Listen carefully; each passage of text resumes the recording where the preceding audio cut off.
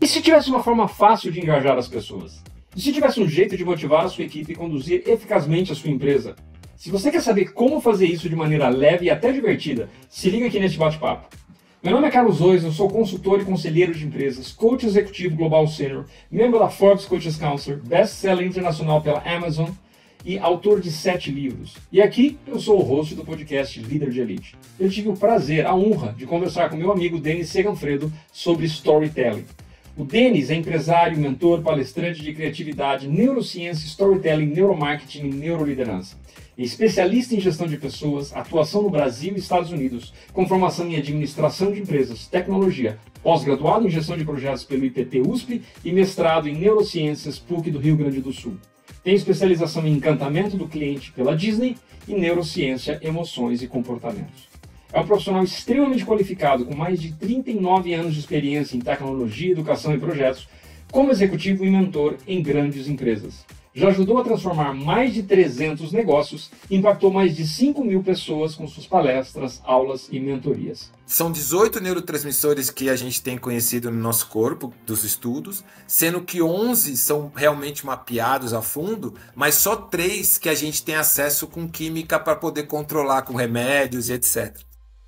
Né? Então, mas as histórias, voltando ao nosso tema principal sem fugir aqui, né? As histórias têm esse poder. Tem o poder de emocionar, tem o poder de fazer a gente chorar, tem o poder da gente ter medo, a gente ficar assustado, né? Causa adrenalina na gente, causa estresse na gente, né? E repara, quanto mais conexão você tiver com aquela história, com aquela propaganda, com aquele filme,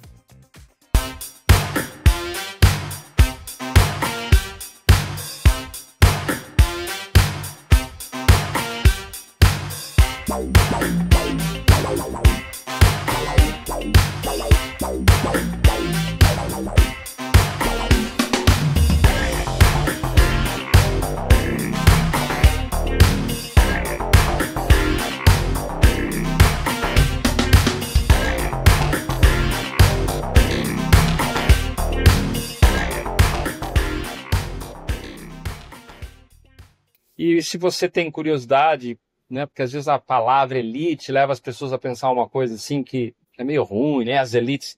Aqui não é nada disso. A origem da palavra elite, do francês, do latim, era aquilo que existia de melhor por escolha. Então, os produtos de elite, na época das navegações, eles tinham sido cuidados para serem os melhores produtos. Não foi porque nasceram em berço de ouro, não foi porque nasceu, né, na corte. Então, os atletas de elite são aqueles que ralaram para chegar no nível limpo. Da mesma forma, a melhor tropa de elite que tem no mundo, a norte-americana e israelense, porque eles treinam e praticam todo santo dia. Então essa é a ideia da liderança de elite, liderança de classe mundial, e a gente está trazendo líderes de elite para você continuar elevando a sua liderança para um nível cada vez mais estratégico. Tá bom? Então, sem mais delongas, Denis, que alegria que deu certo aqui da gente conversar. Puxa, fiquei tão feliz de conhecer você. Primeiros 15 minutos eu falei, cara, desculpa, vamos parar de conversar, porque eu tenho que trazer você ao vivo. As pessoas precisam conhecer as suas histórias, né? Aliás, a nossa temática de hoje é storytelling. Então, como é de costume, boas-vindas, Denis. Isso aqui é a sua casa virtual. Sempre que você quiser, tá bem-vindo e convidado aqui, porque você tem muito conteúdo. E quem é o Denis Seganfredo, pelo próprio Denis? Tá contigo, meu caro. Obrigado. É o que você falou, né? A gente começou a conversar e aí o tempo, as histórias foram explodindo. A gente vai falar de histórias aqui, né? Um prazer, uma honra, né? Tá aqui com você. Eu assisti já vários teus podcasts aqui também. Como minhas filhas falam, stalkeando aqui, né? Muito bacana essa ideia e muito feliz de estar aqui. E o Denis, por mim mesmo, eu tenho 58 anos. Minha vida inteira eu fiz vida inteira, tirando os últimos 8 anos, 10 anos, mas ainda continuo um pouco, mas minha formação é de tecnologia. Então eu passei por todos aqueles estágios normais e comecei com programação, banco ainda, em COBOL lá atrás, tal, né? Mas já entrei fazendo faculdade e entrando na área de computação, IPDs na época que falavam, né? Centro de Processamento de Dados, tal, que era uma coisa bem glamurosa, né? Ainda é, né? Mas aquela época você trabalhar no TI, área de tecnologia, era muito glamuroso. E aí eu passei por todos os estágios. Comecei com a área de programação, depois saí do banco, que era computador de grande porte, mainframe, fui para começar os micros, né, os PCs. Eu fui trabalhar numa empresa que fazia primeira implantação de código de barra no Brasil. Cara, que legal. É muito, muito legal. E aí, só que o que acontece? A empresa era de Recife e eu trabalhava numa filial em São Paulo e que eles tinham montado e eu atendia os supermercados, grandes redes, na época Paz Mendonça, que era, né, uma grande rede. Conheço. Começou esses códigos de barras do Nordeste, né? Empresas bem, mercados bem grandes. Só que aí eu fazia faculdade, novo, e eu viajava o Brasil inteiro implantando esses sistemas, né? E a faculdade ia ficando, ia ficando, ia ficando, porque, né? Aí eu sou filho único de uma família de classe média, né? Meu pai falou, pô, esse negócio não tá legal, né? Você não vai terminar essa faculdade nunca, né? Sempre arrastando, arrastando. Enfim, aí eu saí, eu fiz uma loucura, entre aspas, mas eu morava perto da Editora Abril na minha casa. E eu adorava aquele mundo de propaganda, apesar de não ser da área, mas é um mundo bem de comunicação. Tanto é que é a minha área hoje de comunicação, né, Carlos? E aí tinha uma oportunidade de ser estagiário na Abril. Eu já era programador, eu já tinha uma renda legal na época. Eu lembro que eu pagava R$ 700 de faculdade na época, 700 alguma coisa, né, não reais. E eu fui ganhar R$ 900 de estágio.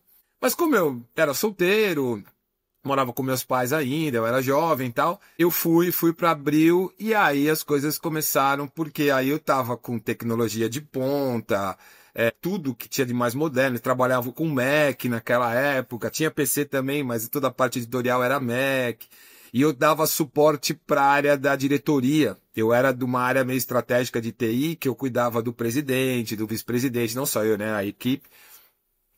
Eu tinha acesso a tudo que tinha de mais moderno na época que as revistas, que a Veja, que a Exame, que eram, né, as coisas supra-sumo do Brasil, né. E aí foi uma escola muito grande nessa área. Só que aí, logo depois, né, aí consegui terminar minha faculdade, etc. Aí eu saí de lá e aí cresci profissionalmente, fui passando por todas as áreas de desenvolvimento. E aí eu tive o convite para trabalhar numa empresa que, na época, ele era famosa pela parte do consórcio Remasa, né? Que hoje em dia a empresa ainda existe e tal, mas o consórcio já bem pouco. Mas eles estavam montando uma área de tecnologia com a parte de internet, porque queriam ter produtos na internet. Tava começando a se falar internet, etc. E aí eu fui lá, como já tinha conhecimento da Abril, eu cuidava da intranet, né? Na verdade, era o conceito interno. E aí eu fui para essa empresa, e aí foi que eu deslanchei. Nessa última empresa eu fiquei 25 anos, né? Passei por todos os níveis até chegar a um cargo de gestor efetivamente, né? Minha última posição foi diretor comercial. Porque aí a gente desenvolveu nessa empresa um produto que era para a área de compras das empresas. Então toda a parte de procurement, né? Cotação, leilão, né? A gente desenvolveu e os nossos clientes, basicamente, o Brasil inteiro, mas a grande parte as empresas de energia. Então você pega a Enel, CPFE, Electro em Campinas, no Nordeste a maioria delas, a Energisa, CEMIG em Minas. Então, que é a área de compras para eles é muito estratégica, porque eles têm que comprar muito bem, né? Porque o custo o valor de revenda já é tabelado e tal. Então era uma ferramenta muito estratégica. E aí eu fiz carreira muitos anos, fiquei 25 anos e tal. Saí no final da área técnica para ir da área comercial, porque os donos lá entendiam, os diretores entendiam que era mais fácil pegar alguém que conhecia o produto e transformar ele num comercial do que treinar o comercial para conhecer o produto, né? Eu não tinha a mínima habilidade, eu era técnico nerd mesmo, né? Adorava ali, né? Aficionado, como a gente estava comentando aqui antes, adorava comprar os softwares e os disquetes e os CDs e instalar, né? Ia na Livraria Cultura e comprava manual de SQL, então aquilo era um prazer para mim, né? Lá na Cultura eu ficava doido, né? Só que aí eu comecei enfim, aí fui para a área comercial e aí você tem que virar a chave, bem ou mal, né? E foi uma transformação muito, muito grande para mim. E aí que já entrando um pouco no assunto que a gente vai falar aqui, né, cara? Só para contextualizar, eu sou casado, eu tenho 3 filhos, a minha mais velha tem 25, tem uma de 18 e de 10, né? Então tem uma escadinha aí. Vou contar um pouquinho no meio da nosso papo aqui, a minha trajetória, né? Mas quando eu saí dessa empresa, eu vim morar no interior de São Paulo, eu sou da São Paulo capital, mas aí qualidade de vida, etc., eu resolvi vir para o interior. Eu moro numa cidade chamada Lençóis Paulista, que é no centro-oeste aqui, perto de Bauru, Botucatu, né, como referência, porque a família da minha esposa era daqui, a gente tinha um sítio aqui, então para cá. Na época eu estava na área comercial, então eu viajava muito o Brasil inteiro, então o local que eu morava não tinha tanta importância, né? E aí eu fiquei nessa vida, Carlos, 2 anos indo para São Paulo, que são 3 horas até São Paulo. Então, assim, não é tão pertinho assim, né? É suportável, mas, né, o limite ali, né? E aí eu fiquei toda semana, fiquei 2 anos, ia de semana, ficava 3, 4 dias, lá voltava, tal, né? Só que aí a esposa com 3 filhos, a gente começou a cansar, né? A gente falou, poxa, né? Não, eu também estava cansado dessas viagens e tal. E aí eu comecei, aí que é a grande transformação, que aí a gente entra no assunto propriamente que a gente vai falar aqui, né, Carlos? Eu comecei a cada vez mais sair dessa área de tecnologia, né? A gente acaba não largando totalmente, mas eu comecei a dar algumas consultorias avulsas, ajudar algumas empresas que a gente tinha como cliente de uma forma avulsa, né? Que pediam minha ajuda nessa área especificamente, né? De compras eletrônicas. Mas eu comecei a entrar cada vez mais na área de gestão de pessoas, gestão de conflitos, comunicação. E por que que eu fui para essa área enquanto eu estava na área de tecnologia? Porque eu percebia que os grandes problemas... Eu tinha projetos que levou 4 anos, por exemplo, na Light no Rio de Janeiro, né? Projetos longos, integração com SAP, com Oracle, projetos longos, com várias consultorias envolvidas, terceiros.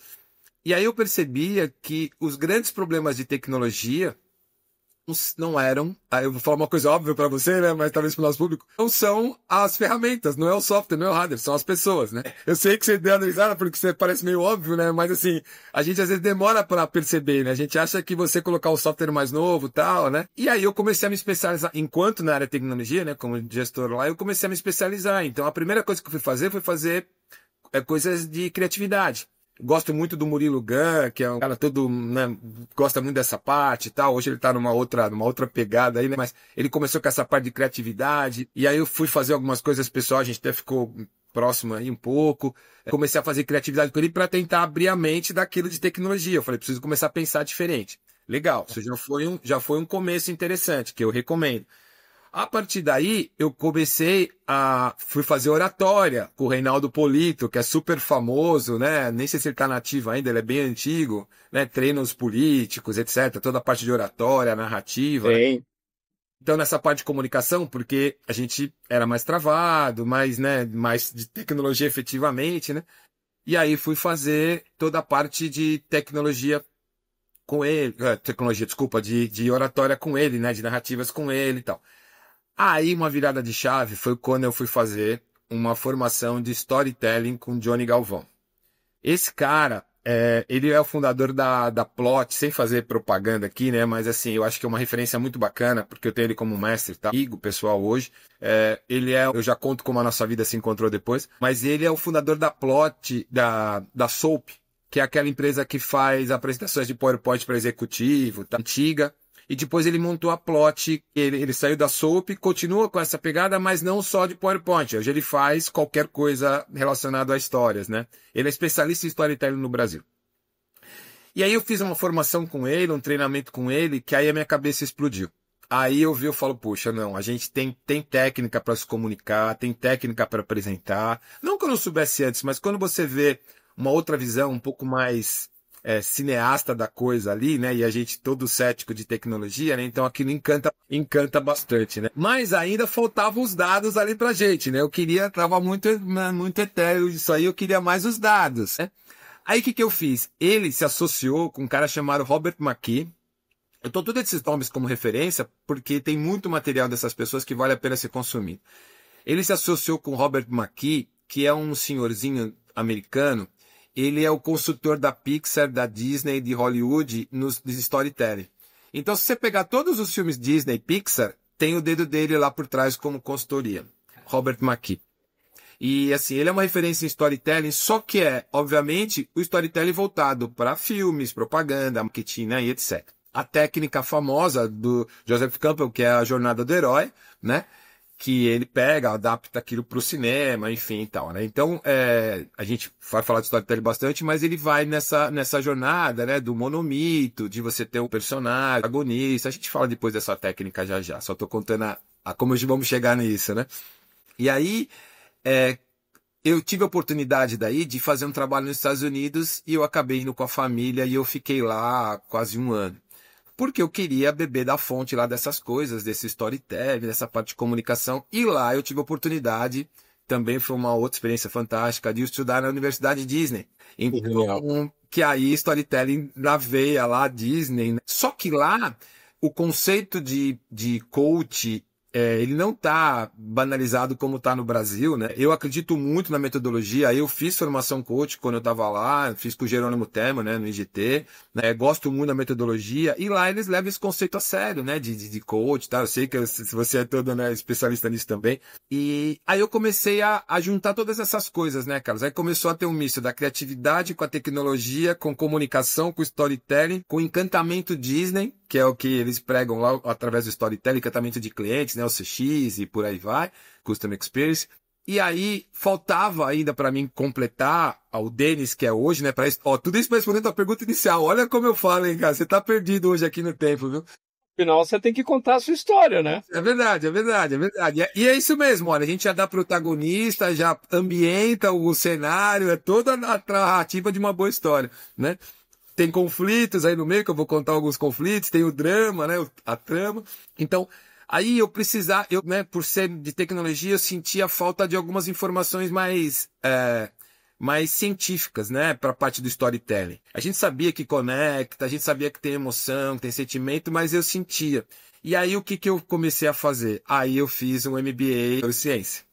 Aí foi que me deu todo aquele embasamento científico para explicar por que as histórias atuam dentro da gente. Aí casou, aí fechou, né?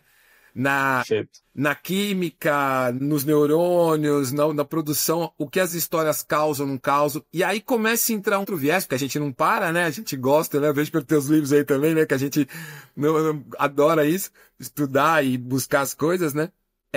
Que tem agora o self-storytelling, que é histórias que nós contamos para nós mesmos. Usando as mesmas narrativas de filme, de empoderamento, de conexões, mas as histórias pessoais, que também produz dopamina, também produz ocitocina, que a PNL fala um pouco disso, né, de poder, né, da programação, tal, neurolinguística, mas as histórias, ela tem esse poder e as auto-histórias, né, também é muito forte nisso. Então, eu estudo muito agora a neurociência, eu estou falando muito nas empresas, aí dando consultoria, não só para marcas, né, e produtos, né, mentoria, mas palestras bastante, falando para as pessoas sobre esses conceitos, né, de neurociência com storytelling. Então, assim, esse é mais ou menos um resumo da minha trajetória aí, né, Carlos, para te dizer, né. Sensacional. Não sei, deixa eu tomar uma aguinha aqui. Eu achei muito bacana, inclusive foi isso que primeiro me chamou a atenção no seu perfil do LinkedIn para app. Tinha sido a primeira vez que eu tinha visto essas coisas juntas. Que legal. Vi muito sobre storytelling, muito sobre neurociência, mas eu nunca tinha visto essas duas coisas juntas, né? E o self-storytelling também achei sensacional. Eu tinha visto esse conceito de formas diferentes, mais uma vez não dessa forma. Legal. Então, assim, o storytelling é o contar histórias, né? E tem toda uma metodologia, como você falou. Quais são os elementos principais de uma boa história? Legal. Nem todo mundo é especialista nessa área, nem todo mundo conhece, e por mais que a gente conheça, sempre é bom ouvir quem sabe da história. Legal. Literalmente, né? Legal. Então, quais são os pontos chaves da história? Vamos uma lá. boa história, aí, uma boa narrativa. E são aqueles dois conceitos, né? Que aí quem está ouvindo pode levar com o que convém mais. Ou você vai aplicar na sua empresa, no seu negócio, no seu produto, personal branding, enfim, né? Exato. Ou você vai para a sua motivação, para o seu empoderamento, para as coisas que você acredita, né? Você pode usar essas mesmas técnicas. Quais são os principais elementos, né? Primeira coisa é que toda uma boa história, ela tem que ter personagem, ela tem que ter um protagonista. Não necessariamente uma pessoa. Você pode ter um produto, você pega, sei lá, a Dolly lá, tem o Dolinho lá, que ele acaba personalizando, etc, né? Tem técnicas, tem formas, e eu tô falando isso de um framework só, né? Que é a jornada do herói, que é a mais comum que a gente vai abordar aqui, mas tem dezenas delas, né? A Pixar, por exemplo, usa uma específica deles, né? Baseado um no outro, vai mudando, vai tendo alguns ajustes, algumas coisas mais específicas, né? Às vezes, por exemplo, você pega tem propagandas que não tem uma fala. Você tem a propaganda do Google, por exemplo, que foi no Super Bowl. Ela é super famosa. Quem procurar a propaganda do Google no Super Bowl, tiver curiosidade, põe no Google, que ela não tem uma imagem, não tem só o som da tecla, assim, e vai aparecendo no campo de busca uma pessoa fazendo pesquisas. E pela busca que ele está fazendo ali no Google, você consegue imaginar toda a história da vida da pessoa. Então ela pesquisa, estudar fora do Brasil, e estudar na França, dormitórios próximo da faculdade tal. As pesquisas que ela vai fazendo no Google, você vai, assim, só resumindo para não estragar a surpresa, aí ela conhece uma pessoa, aí ela pesquisa igrejas para casar, aí ela pesquisa como construir um carrinho de bebê na França, sabe, umas coisas assim, né? Então você vê Legal. Em segundos, porque é muito rápido, né? Ou seja, respondendo, né? Voltando na pergunta original aqui. Você tem que ter, normalmente você tem um protagonista, né? Não tem que ter, mas você tem um protagonista.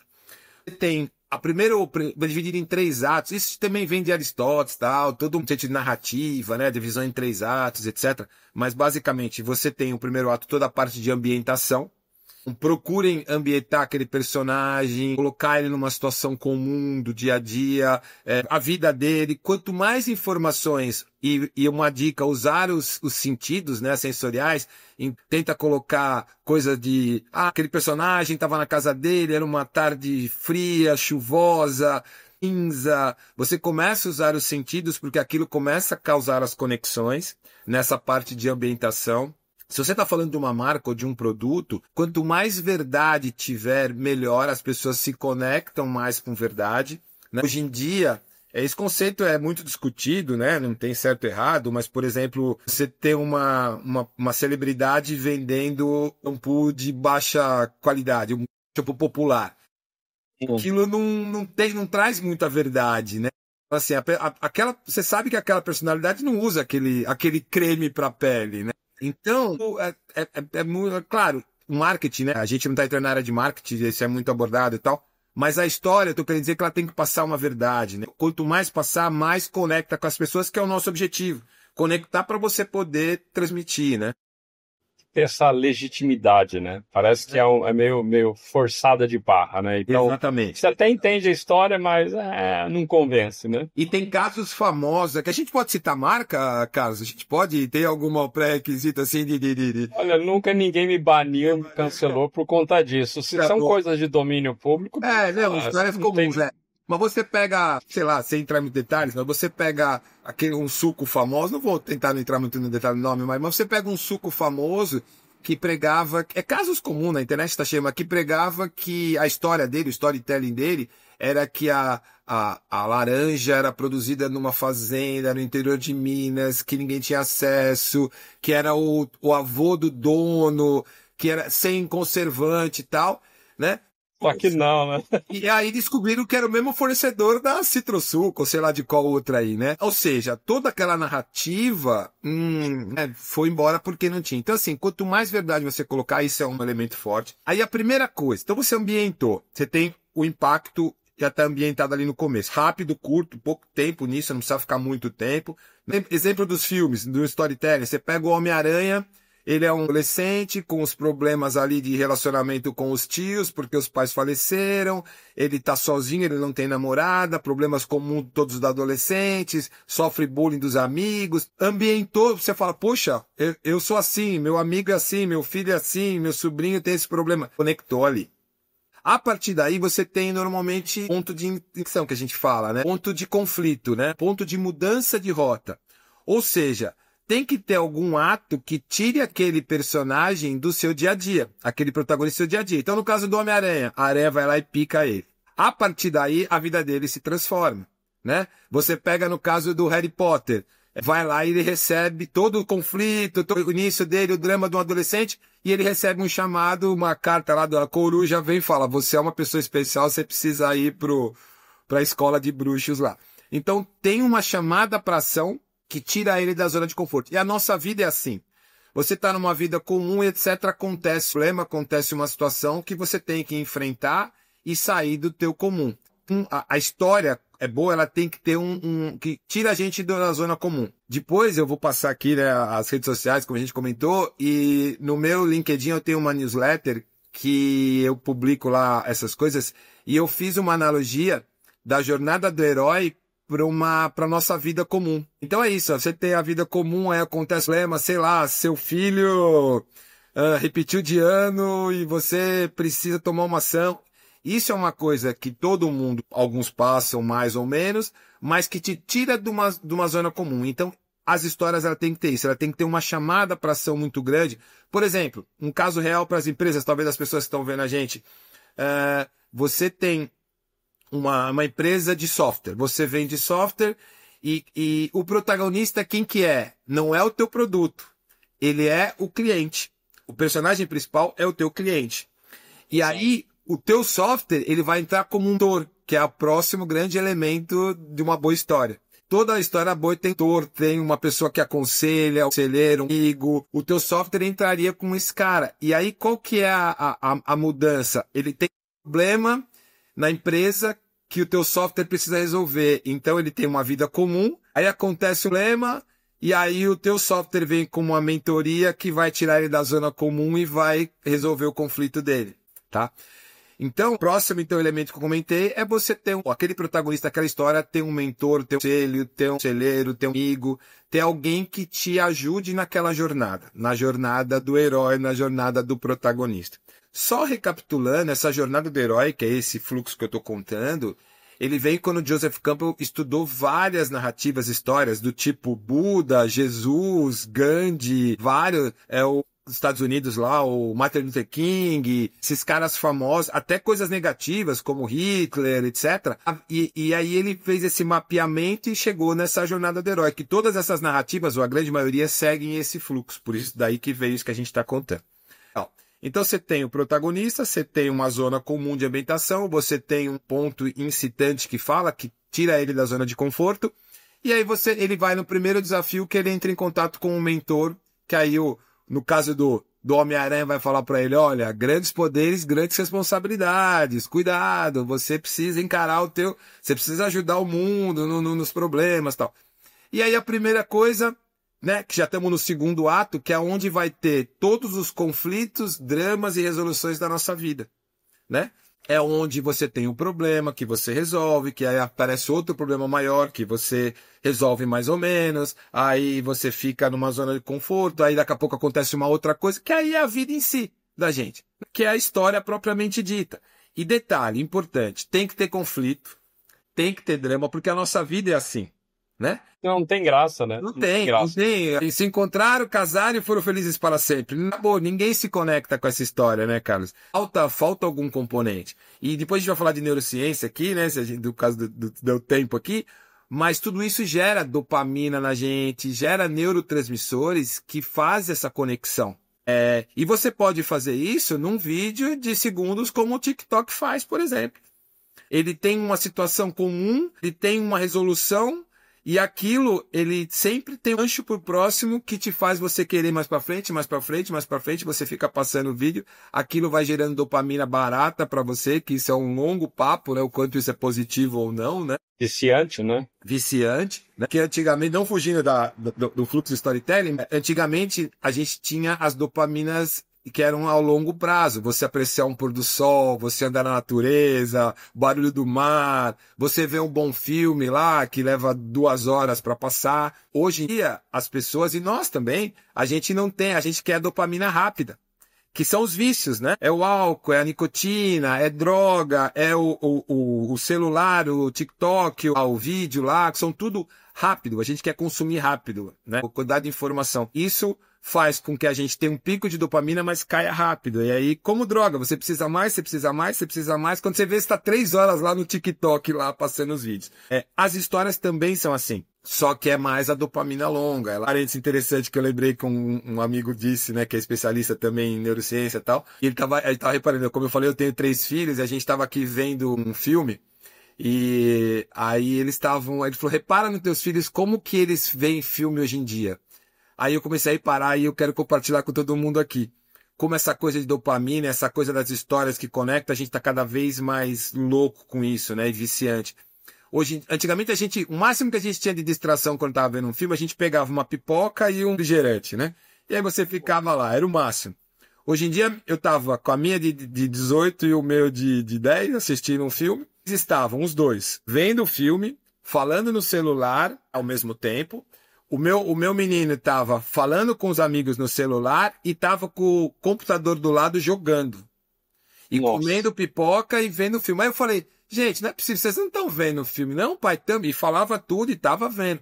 Por que isso, Carlos? Porque aquela dopamina do prazer do filme já não é mais o suficiente ali. Aquilo é longo, aquilo demora, desconecta eles.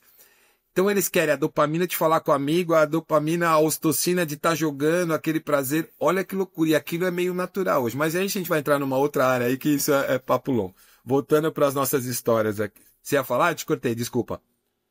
Não, na verdade eu queria perguntar para você essa questão dos pontos, a neurociência explica por que o storytelling é tão efetivo, por que ele conecta tanto. Ah, Eu queria legal. que você pudesse falar um pouquinho disso. Legal. É claro que está relacionado com emoções, mas é mais do que isso, né? Sim. E depois, como é que você traz a importância de ter esses elementos do storytelling no processo da liderança? Como você lidera, como você faz Excelente. gestão? A parte da neurociência e das histórias, elas estão conectadas. Foi até legal você falar, poxa, eu não tinha visto isso junto, né? Por quê? Foi mapeado, tem várias áreas no cérebro que quando você fizeram um teste, pegaram dois... só um parênteses antes, vou dar um passo para trás. Por que a neurociência está tão em moda hoje, está tão em voga, né? Porque primeiro que esses estudos, eles conseguiam fazer somente antigamente pessoas mortas, né? Abrir o cérebro e analisar lá. Não lembro direito a década, mas com o advento das tecnologias, estamos falando daí de ultrassom, de ressonância, de tomografia, e as funcionais, que é um capacete que o cara mapeia, tá? Todas essas evoluções desses equipamentos, hoje em dia você tem o eye tracking, onde que o cara tá olhando na tela, pontuando, você tem a medidores de sudorese e a arritmia, mesmo que às vezes aquela propaganda ou aquela história, ele não consiga dizer por que ele gostou, mas o corpo dele dá sinais que gostou ou não. E aí, por isso que a neurociência, né, vinha só da neuroanatomia, né, da parte e a psicologia também estudava comportamentos e tal. Só que aí, com a neurociência, conseguiu juntar essas duas coisas, e hoje uma das linhas fortes, que é o que eu gosto de estudar, é a neurociência do comportamento e das emoções, né, que juntou um pouco de psicologia e um pouco da neuroanatomia para poder ter esses estudos de comportamento usando tecnologia.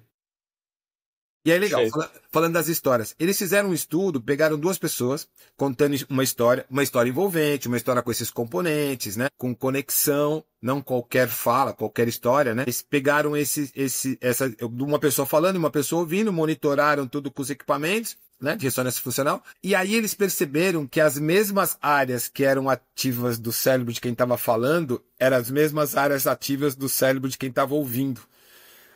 Tinha a conexão neural por frequência de onda, por áreas mapeadas de ativação sanguínea, né? Então essa área aqui, ela fica vermelhinha na tomografia. Tem umas imagens disso, depois eu te mando para você até de repente mandar para o pessoal. Mas você vê as áreas ativas, as mesmas áreas. Aí você fala, ok, ainda pode ser uma coincidência, tal. O que eles fizeram continuando os estudos? Eles pegaram outras pessoas contando a mesma história, ouvindo a mesma história, né? Tendo essa conversa, só que quem falava a história contava numa língua, sei lá, russo, que esse cara não entendia. E aí não tinha essa conexão neural, acoplamento neural que chama. Começou-se a comprovar o poder das histórias. E mais, tem um TEDx super famoso, Philip, esqueci o segundo nome dele, mas só colocar lá, Storytelling TEDx, Philip alguma coisa, é um inglês, que ele simula no TEDx, Carlos, ele é neurocientista, a criação de dopamina nas pessoas com história. Então o que ele faz? Isso eu falo muito nas palestras, muito legal. Ele começa a contar uma história envolvente, uma história do caso profissional dele, que ele estava trabalhando e tal, começa a contar detalhes, aquilo que eu te falei, de tempo, de espaço, de temperatura, usando os sentidos para cada vez ter conexão. Uma história rápida, num TEDx, né? Tipo 3, 4 minutos. Aí, no determinado momento, ele vai contando que, eu tava entrando naquela sala, que eu ia fazer uma reunião com aquela pessoa, ele conta uma trajetória da vida profissional dele. E aí, no determinado momento, ele fala assim, e aí eu tinha que fazer uma reunião super importante com 2 pessoas que estavam naquela sala, aquela sala de vidro toda fechada. E quando eu fui entrar na sala, que eu pus a mão na maçaneta, uma pessoa que estava fora falou para mim, pera, eu preciso te falar uma coisa super importante. E aí, nesse momento, nesse contexto, ele para a apresentação e ele fica em silêncio. Então você está ouvindo, você está querendo, e você quer saber o que aconteceu quando ele entrou na sala. E ele, Curiosidade, né? a curiosidade. E ele não te conta. E aí fica aquele, uns 3, 4 segundos assim, em silêncio, né? Aí todo mundo, pô, o que aconteceu, né? Final. E aí ele para e fala assim, isso que vocês estão sentindo agora é o efeito da dopamina no corpo de vocês. E aí ele começa a contar, ele fala assim, por exemplo, eu tô aqui no palco, as pessoas, ela descruza o braço, ela regala o olho, ela projeta o corpo para frente, ela quer saber mais da história, ela se envolve com aquela história, ela quer saber o que aconteceu, ela começa a ter expressões corporais que é o que a dopamina faz, de motivação, de querer saber mais. Ele fala, o poder de uma simples história, de uma pessoa que vocês acabaram de conhecer, nem sabe se a história é verdade ou não, vocês estão conectados ao ponto de ter reações no seu corpo. Isso é um exemplo. E ele dá um outro exemplo da ocitocina, que é o neurotransmissor do amor, né, da felicidade, né, sendo simplista aqui na explicação de neurociência.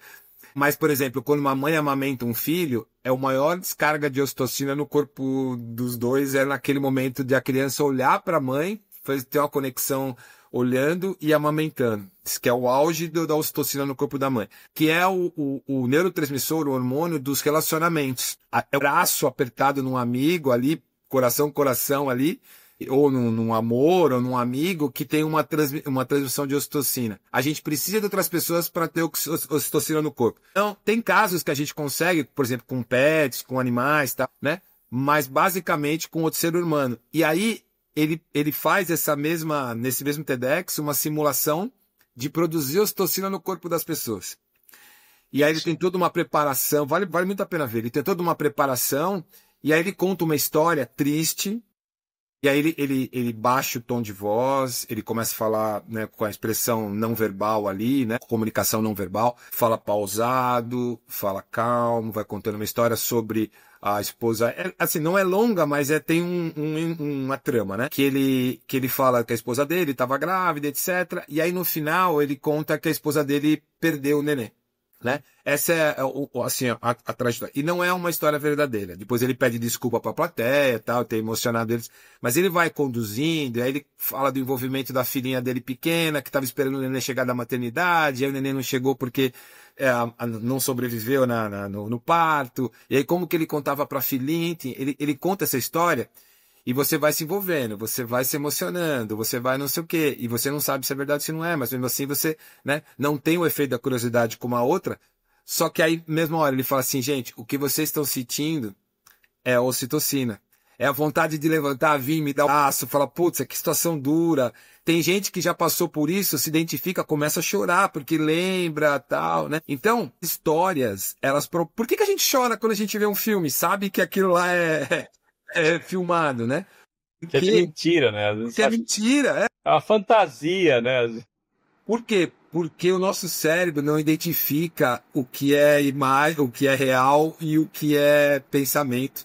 Aí já voltando para o self-storytelling, né? De você contar. O nosso cérebro, comprovado pela neurociência, Carlos, ele não sabe o que é pensamento, o que é real. Ele trabalha por imagens, né? E muitas vezes esse pensamento dele, ele nos engana.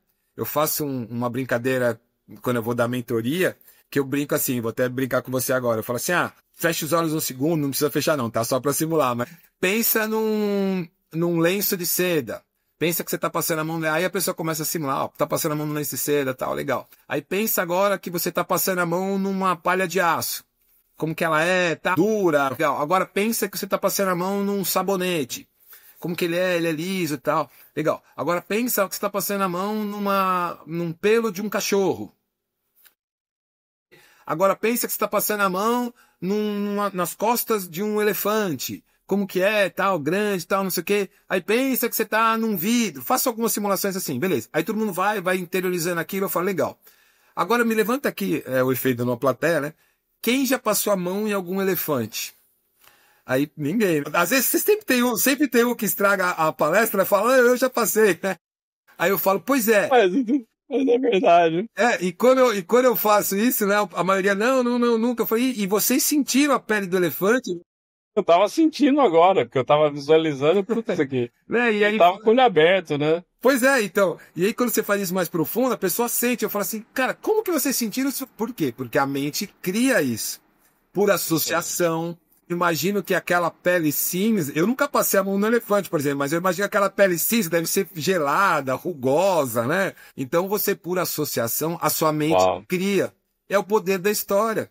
É o poder de você comunicar, de você transmitir, de você conectar. Marcas deita de braçada nisso, né? Nossa, total. Uma curiosidade para o pessoal aqui também, o maior laboratório de neurociência, eu não tenho essa comprovação científica, pode ser um dado que não seja verdade, mas acho que vale como curiosidade e eu não duvido que não seja verdade. Mas eu vi numa palestra lá nos Estados Unidos que o maior laboratório de neurociência do mundo não está em Harvard, não está em MIT, está dentro da fábrica da Coca-Cola. Eu não duvido, não. Os equipamentos. Eu já procurei isso na internet e eu não achei nenhuma comprovação científica, né? Eu acabo divulgando para efeito de curiosidade, né? Mas eu gosto de citar fonte, às vezes, né? Quando a gente fala, tá? Mas eu não duvido, porque eles vendem um líquido que, teoricamente, a gente sabe que não faz tão bem e que é sinônimo de felicidade. Bem. Num teste cego de Pepsi e Coca-Cola lá nos Estados Unidos, 65% preferiram a Pepsi pelo sabor. E aí, num teste, quando eles revelavam a marca, 60% preferiu a Coca-Cola. Então, assim, é o poder da neurociência, é o poder das histórias, é o poder da felicidade que ele transmite a você. Você lembra a Coca-Cola, você lembra um almoço em família num domingo, você, né, que o Guaraná faz, enfim, né? Então, essa é a conexão, né, o poder que as histórias têm dentro da gente, relacionado muito com a química do nosso corpo, com a física do nosso corpo. Tem as coisas, por exemplo, ao contrário, né, do estresse, do cortisol, de adrenalina, né, de coisas negativas, de neurotransmissores negativos, né, que eu falei de uns que são positivos, né, de dopamina, de ocitocina, de serotonina, que são prazerosos, mas você tem também os negativos, que a gente precisa também, né? Tudo tem que ser equilibrado, que o pessoal chama de homeostase, né? Você tem a temperatura média, você tem a pressão média, você tem a glicemia média, né? Você não pode ter mais nem menos. E assim como se você tiver muita dopamina, por exemplo, te dá ansiedade. Te dá ansiedade, né? Então você tem que ter tudo equilibrado. Eu tava vendo uma palestra esses dias e aí eu soube de um dado interessante. São 18 neurotransmissores que a gente tem conhecido no nosso corpo, dos estudos, sendo que 11 são realmente mapeados a fundo, mas só 3 que a gente tem acesso com química para poder controlar com remédios e etc. Uau! Né? Então, mas as histórias, voltando ao nosso tema principal, sem fugir aqui, né? As histórias têm esse poder. Tem o poder de emocionar, tem o poder de fazer a gente chorar, tem o poder da gente ter medo, a gente ficar assustado, né? Causa adrenalina na gente, causa estresse na gente, né? E repara, quanto mais conexão você tiver com aquela história, com aquela propaganda, com aquele filme, eu acho que vai ter... Parênteses aqui, Carlos. Eu acho que a gente vai ter que fazer um segundo aqui, porque eu tenho esses... Não, a gente vai fazer. Olha, eu já me convidando aqui pra você, né? Mas... Não, eu já tinha falado pra você que ia dar tempo. É verdade. Tem um negócio que você falou disso. Você já assistiu aquele Robô Selvagem? É um filme? Saiu no cinema e tá na Amazon Prime. Eu devo ter assistido esse filme 5 ou 6 vezes. Todas as vezes com meu filho, em setups diferentes, às vezes com outras crianças, às vezes com a minha outra filha, já mais velho. Todas as vezes eu choro, mas num nível profundo. E eu sei que assim, agora eu vou chorar, eu choro. Chama Robô Selvagem. Porque assim, ele se conecta com a minha vida pessoal de muitas formas diferentes. Então, por exemplo, sem dar muito spoiler, primeiro que a Robô Selvagem, ela em determinado momento, ela perde uma perna, e eu tenho uma perna mecânica, obviamente Robô Selvagem inteira mecânica, e aí tem, acho que é um castor, alguma coisa, que faz uma perna, tipo uma prótese para ela continuar. Então eu já tenho essa ponte de conexão. Legal. Segundo, durante um bom tempo, né, eu tenho 2 filhos e a minha filha veio morar comigo com 13 anos. Sem entrar nos detalhes, e eu fiquei, né? pai sozinho em grande parte do tempo. E quando eu tô com meu filho, eu sou pai sozinho. E ela é mãe sozinha, né? Porque ela cuida de um patinho como se fosse a filha dele. Aham.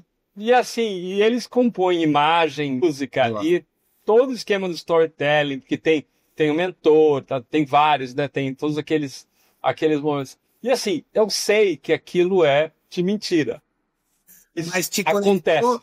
toda. Eu acho que se eu assisti 50 vezes ou 50 vezes eu vou Que chorar. legal. Mas é o que a gente tá É falando. muito forte pra mim. E é Verdade. lindo, o filho é Olha maravilhoso. lá, eu já anotei pra assistir aqui, não assisti, mas tem verdade pra você, tem a Muito, conexão, muito. ela tem, A ela tem dificuldade de cometer o erro, os filhos se desconectam, depois se reconectam.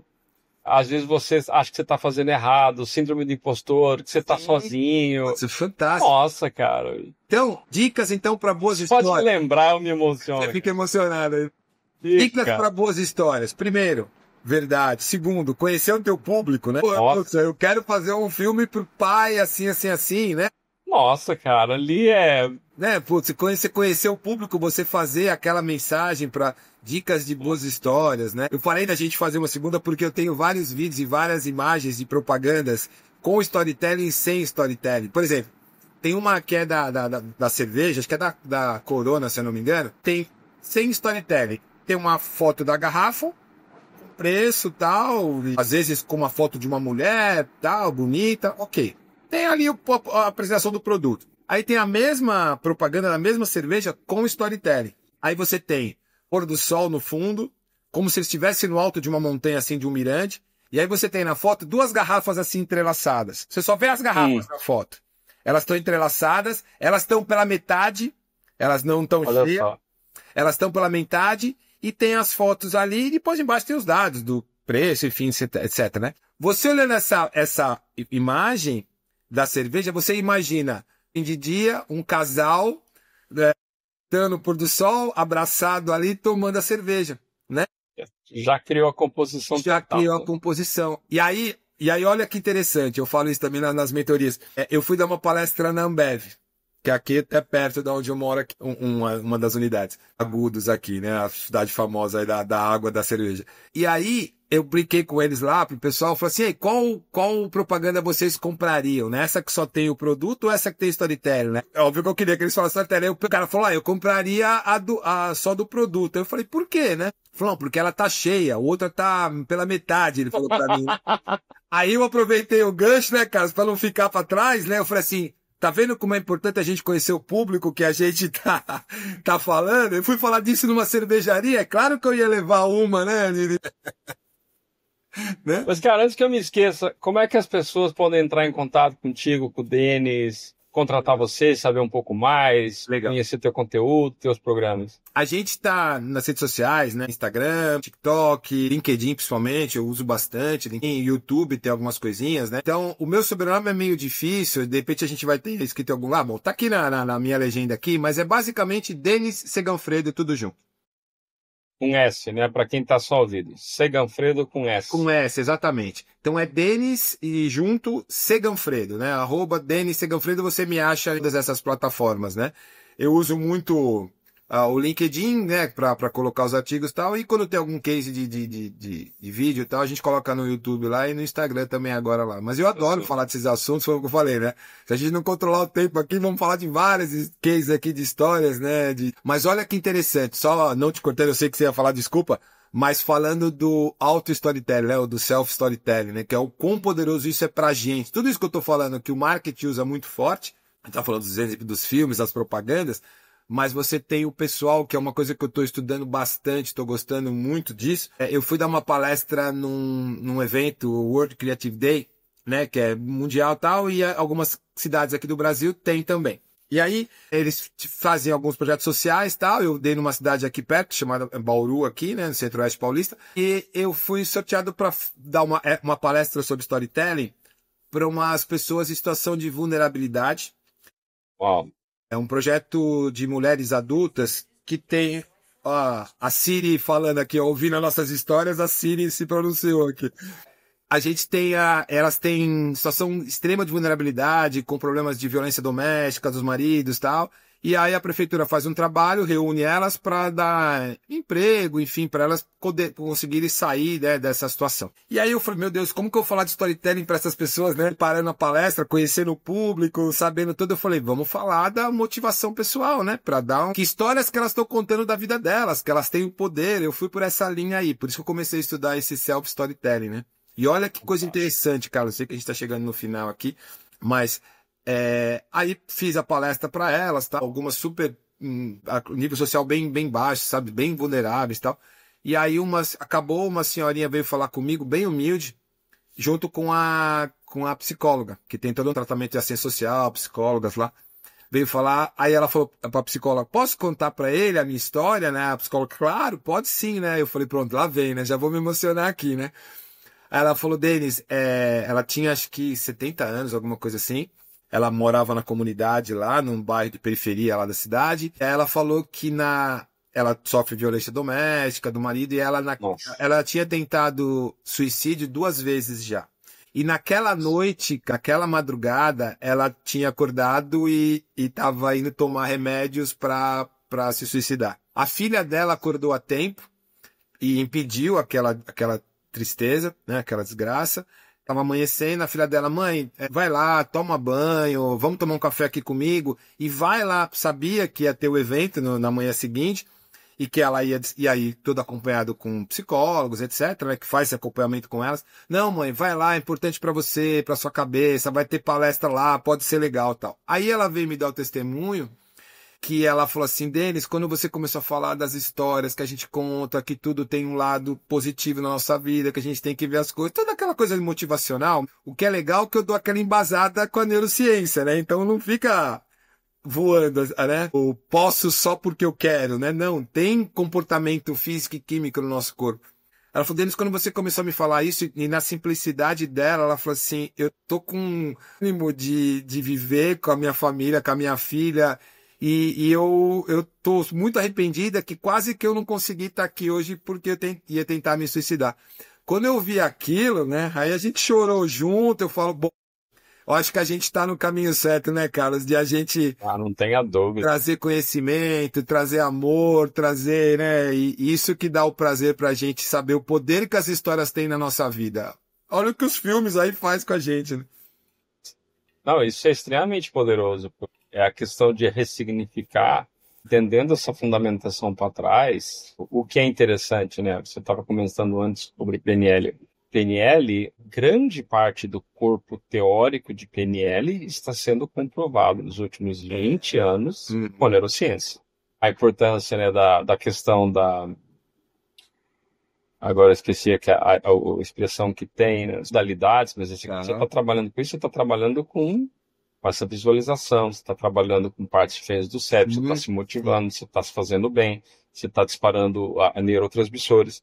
Então é onda magnética, né? É física, né? É físico. Então isso é fascinante. A questão de conexão com outras pessoas, de você entender o eu, nós e todos, né? Isso, perfeito, níveis, perfeito. Né? Cara, é muito bom e é interessante porque me fez refletir muito sobre o processo que eu uso, que eu sei que tem fundamentação científica, mas eu nunca vi desse ponto de vista neuroquímico. Que legal. Que é a questão da construção da nossa identidade futura, que hoje é uma das coisas mais efetivas. Você se projeta lá na frente, qual que é a minha identidade lá na frente, o que você vai ter, e aí, claro, você tem um monte de descargas emocionais ali no futuro, e você traz para cá, e aí você vê, pô, mas meio que já aconteceu. Então aquela história meio que você enganou o cérebro, que você já se exatamente. E eu não tinha visto projeção. Muito obrigado por isso. Imagina, e eu vou te dar mais uma informação. Desculpa, perdão, te cortei. Não, pode falar.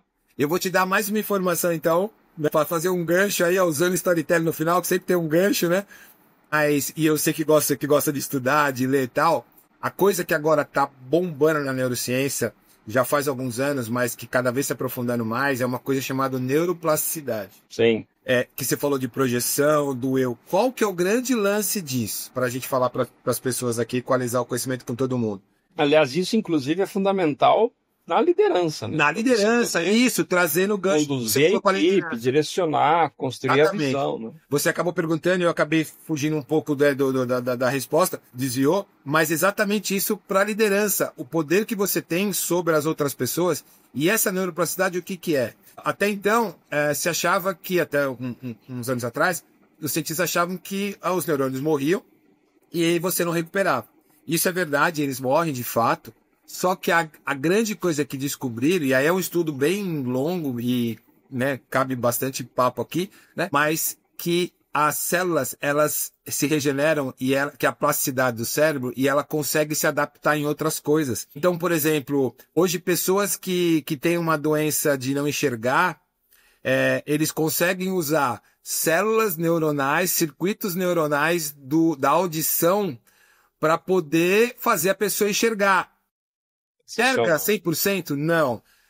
A pessoa conseguiu enxergar 25%, porque mais a plástica, o hábito, o comportamento, a frequência de você fazer, ela vai se adaptando àquilo e as células do cérebro vão mudando o seu comportamento, e aí que é a grande sacada.